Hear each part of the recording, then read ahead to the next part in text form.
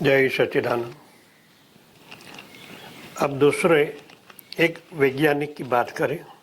Moscow, Russia के Moscow शहर, जीव वैज्ञानिक प्रोफेसर तारासोव ने यह देखकर बताया था कि मनुष्य शरीर का प्रत्येक सेल एक टिमटिमाते हुए दीपक की तरह है। अब तो ये मानना पड़ेगा ना, इतने सूक्ष्म दर्शन कांच बन गए हैं कि मनुष्य के शरीर के अंदर एक सेल माने कोष कैसे दिखते हैं? टिमटिमाते तारे। तो उनके अंदर भी प्राण है, वो मानना पड़ेगा ना। जब ये बात होती तो हम बुद्धि से उनको देखते हैं। एक सेल, एक जिनको हम सेल कहें, जिनको हम कोष कहें, नाम वो की एक ही है, भीतर वाटर, पानी, भू। तो जहां बात आए सेल की, सेल इतना सूक्ष्म होता है कि उन लोगों को टिमटिमाते प्रकाश की कण दिखाई दिया। तो हमारे अंदर कितने हैं? 75,000 अबज सेल है। शायद उनसे भी बहुत है, मगर इतनी गिनती विज्ञान करता है। विज्ञान के आधार लिया है हमारे सिद्ध महात्माओं के द्वारा कि उन्होंने वर्णन किया है कि 75,000 अबज कोष इस शरीर इनके सेल से बना है। तो 75,000 बल प्रकाश अणु हो गए। उनके अंदर भी नाभिक है, उनके अंदर भी और भी स्रोत है, उनके भी 7 पड़ है। एक सेल के भी 7 विभाग है, कोशिकाएं उनके भी 7 विभाग है।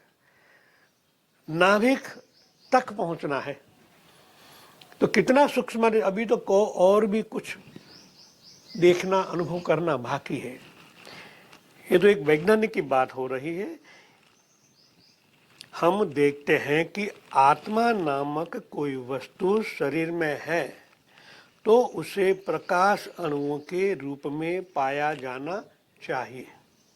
पर जैसे सूर्य सारे ब्रह्मांड में बिखर गया है, बिखर गया माने उनका प्रकाश फैल गया। सूर्य नहीं बिखरता, उनकी रश्मियां बिखरती है। यह चेतना भी सारे शरीर में संव्याप है और विचार तथा भावनाओं के रूप में निःसृत होता रहता है। कैसे होता है? सारे शरीर में संव्याप है प्रकाश और विचार तथा भावनाओं के रूप में निःसृत होता रहता है। इस तरह प्रत्येक व्यक्ति के साथ उसके विचारों के तरंग धैर्य चलते रहते हैं।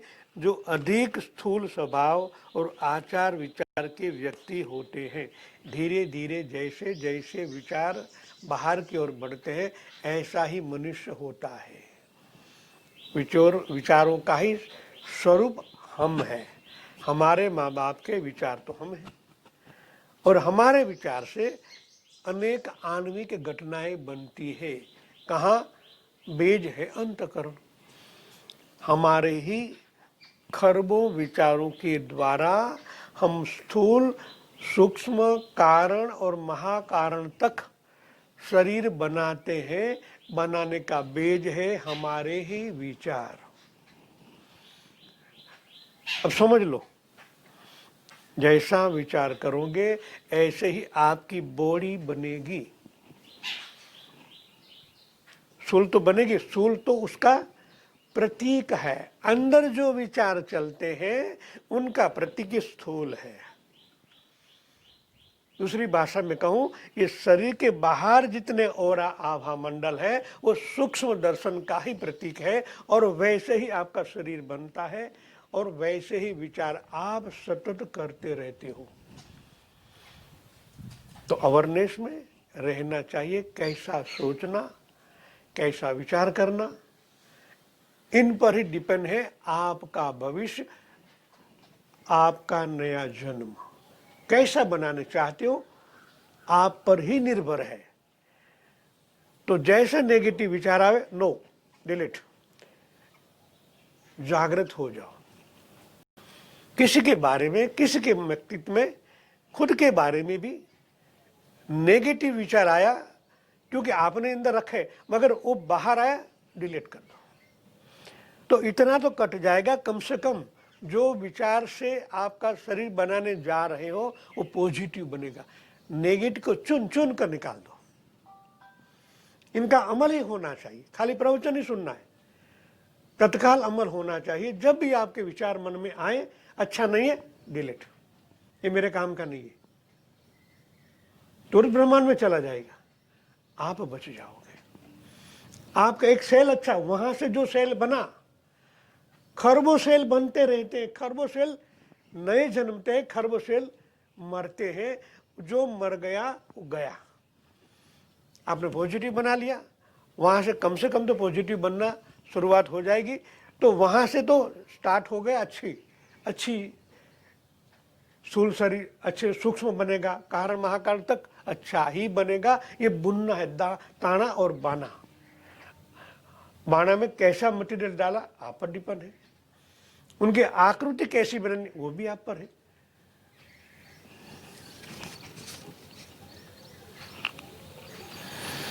जो अधिक स्थूल स्वभाव और आचार विचार की व्यक्ति होते हैं, उनका यह तरंग दैर्घ्य बहुत सीमित और दुर्गंधित होता है। इसलिए बुरे लोग अपने पास वाले को भी प्रभावित नहीं कर पाते, जबकि विचारशील लोग, विशेष प्राणवान लोग सभा मंडप में बैठे हजारों लोगों को अपनी भावनाओं की अभिव्यक्ति भाषणों द्वारा इतनी शक्ति और प्रेरणा दे सकते हैं कि सैकड़ों लोग थोड़ी ही देर में अपने विचार पलटकर रख देते हैं।